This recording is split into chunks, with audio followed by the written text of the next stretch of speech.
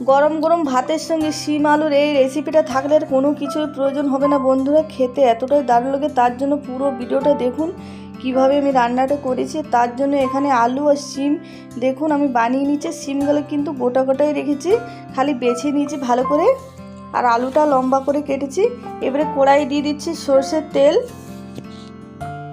আর এবারে তেলের মধ্যে দিয়ে দিলাম 5 ফোড়ন, দিয়ে দিলাম শুকনো লঙ্কা। 5 ফোড়ন আর শুকনো লঙ্কা খুব সুন্দর ভাজা হয়ে গেছে, তখন একটা খুব সুন্দর সেন্ট বেরোবে, তখন বুঝে নেবেন যে ভাজা হয়ে গেছে। এবারে এর মধ্যে দিয়ে দিলাম পেঁয়াজ কুচি, আর পেঁয়াজটা হালকা ভেজে নেব, খুব বেশি ভাজবো না। পেঁয়াজটা হালকা ভেজে নিয়েছি, এবারে কেটে রাখা আলুটা দিয়ে দিচ্ছি। এবারে আলু পেঁয়াজ দুটো একসঙ্গে খুব ভালো করে ভেজে নেব। এবারে আলুর মধ্যে পরিমাণ মতো নুন দিয়ে দিলাম,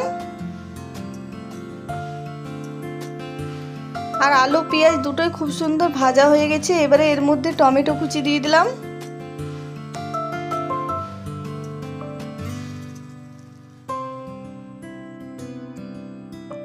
টমেটোটা দিয়ে কিছুক্ষণ ভেজে নিয়েছি। এবারে এর মধ্যে দিয়ে দিচ্ছি আদা রসুন কাঁচা লঙ্কা বাটা, দিয়ে দিলাম জিরে গুঁড়ো, দিয়ে দিচ্ছি হলুদ গুঁড়ো, আর এবারে মশলাটা খুব ভালো করে মিশিয়ে নেব আলুর সঙ্গে।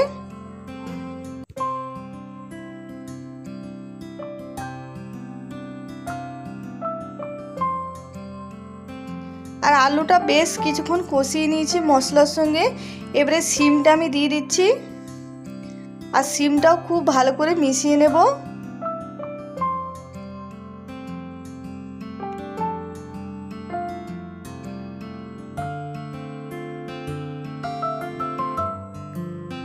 আর এবারে শিমের মধ্যেও দিয়ে দিচ্ছি একটু নুন, আর দিয়ে দিচ্ছি একটু চিনি,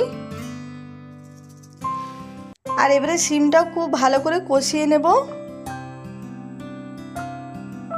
আর শিম আর আলু আমি ঢাকা দিয়ে দিয়ে কষিয়ে নেব ভালো করে।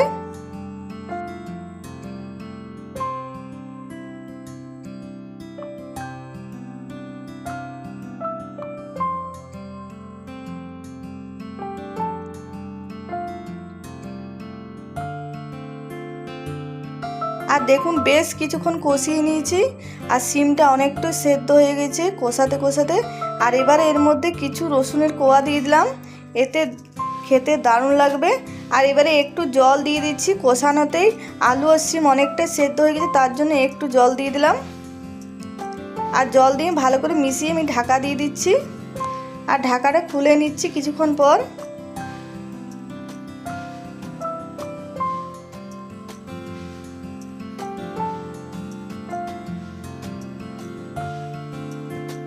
আর আলু শিম দুটোই খুব সুন্দর সেদ্ধ হয়ে গেছে। এবারে দিয়ে দিচ্ছি ধনেপাতা কুচি, আর এবারে ভালো করে ধনেপাতা কুচি মিশিয়ে নামিয়ে নেব। আর এটা গরম গরম ভাতের সঙ্গে খেতে দারুণ লাগে বন্ধুরা, রুটি দিয়েও খেতে পারেন। আর আজকের ভিডিওটা পছন্দ হলে প্লিজ লাইক শেয়ার কমেন্ট করবেন। যারা নতুন দেখছেন তারা অবশ্যই আমার চ্যানেলটা সাবস্ক্রাইব করবেন, পাশে থাকবেন। আর দেখতে যতটা সুন্দর হয়েছে খেতেও দারুণ হয়। আর যারা খেয়েছেন তারা নিশ্চয়ই জানবেন, আর যারা খাননি তারা বানিয়ে খাবেন, আর কমেন্টে নিশ্চয়ই জানাবেন কেমন হয়েছে কেমন না আজকের রেসিপি।